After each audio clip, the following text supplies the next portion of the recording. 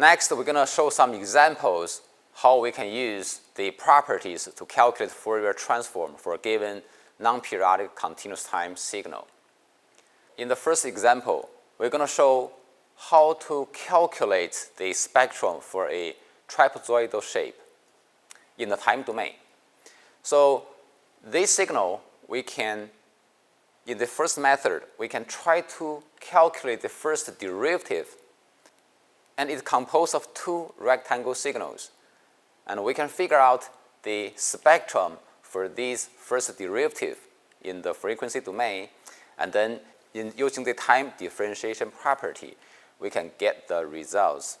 And this is the spectrum for the original trapezoidal signal. There's another way to do the Fourier transform. The trapezoidal signal can be treated as a convolution of two rectangle signals with different width. And we know these and these signals Fourier transform. So there are two sampling functions, and the convolution in the time domain corresponds to multiplication in the frequency domain.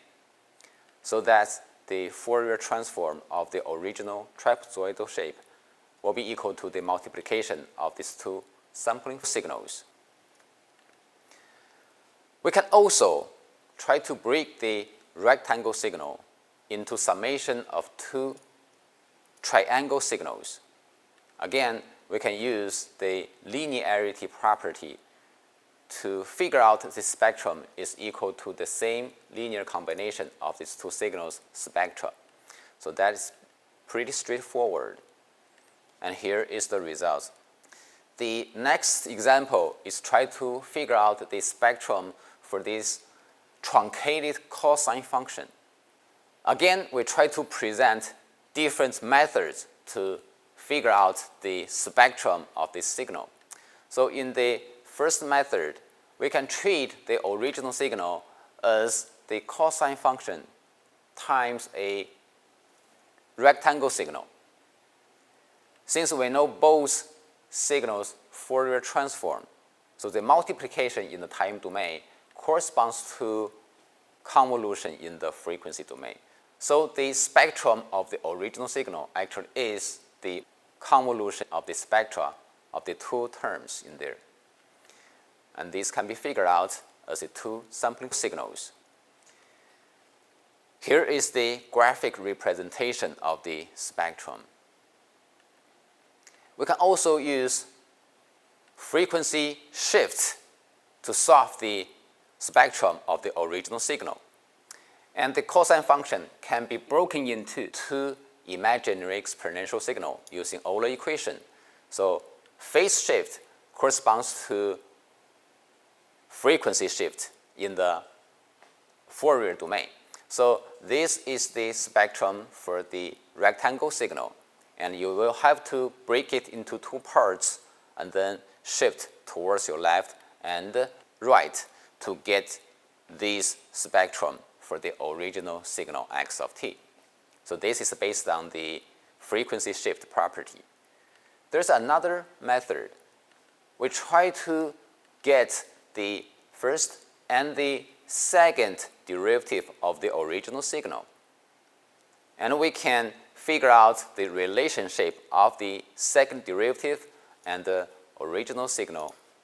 And mathematically, they can be represented by this equation. What we can do is we can take Fourier transform on both sides of the equation.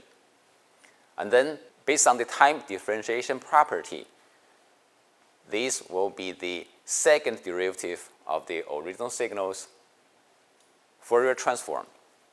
Now, by rearrange this equation, we can figure out the spectrum for the original signal x of t is equal to this signal. And we try to simplify it. We can get this is the spectrum. It is the same as what we have for the previous two methods. So these examples show you when you calculate the Fourier transform, if you can use the properties, always you can simplify your calculation. let's briefly summarize the continuous time Fourier transform for non-periodic continuous time signal.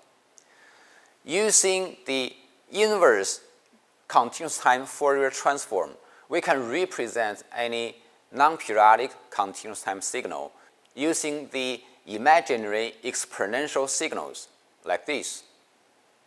So it's a linear combination of these imaginary exponential signals. And the weight is defined as the spectrum of the original signal. And here is how we can evaluate it. And we define this as the forward continuous time Fourier transform. And this is the inverse Fourier transform.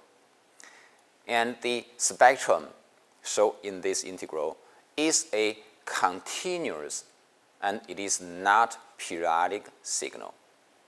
Here is a summation for all the properties we learned for continuous time Fourier transform. Thank you.